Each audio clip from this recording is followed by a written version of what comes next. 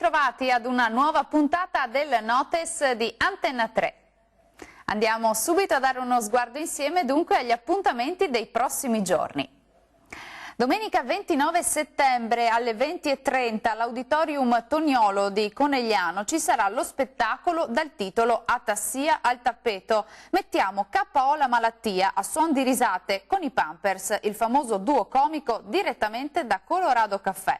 Lo scopo dell'evento, promosso e organizzato dall'associazione Ogni Giorno per Emma, è quello di raccogliere fondi a sostegno della ricerca medico-scientifica sull'atassia di Frederick. Non mancate! E sempre domenica 29 settembre i Papu in The Best Top Off, uno spettacolo che si terrà a Pordenone in via Tiro a Segno a partire dalle ore 16. I Papu hanno così pensato di ripresentare una giocosa carrellata dai loro più noti personaggi, spaziando dai classici sketch di situazione alle loro più recenti caratterizzazioni.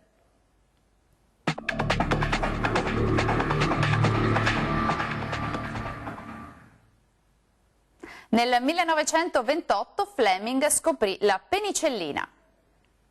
Di ritorno dalle vacanze si accorse che in una zona della capsula i batteri non erano proliferati per via della presenza di una muffa.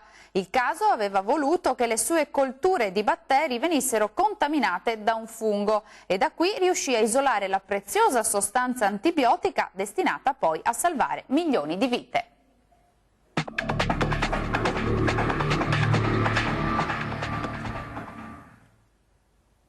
Tutti gli uomini, senza eccezioni, sono degni di compassione, non fosse altro perché vivono. Alberto Moravia.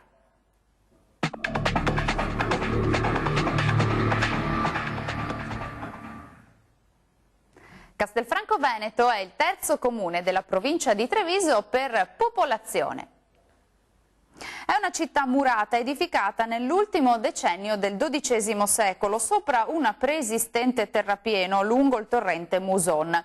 Per incentivare all'epoca l'insediamento e la fedeltà alla marca venne concesso agli abitanti l'esenzione da qualsiasi tributo, da qui il nome Castelfranco. Bene, dal Notes di Antenna 3 per ora è tutto, vi do appuntamento alla prossima puntata. Grazie per l'attenzione, arrivederci!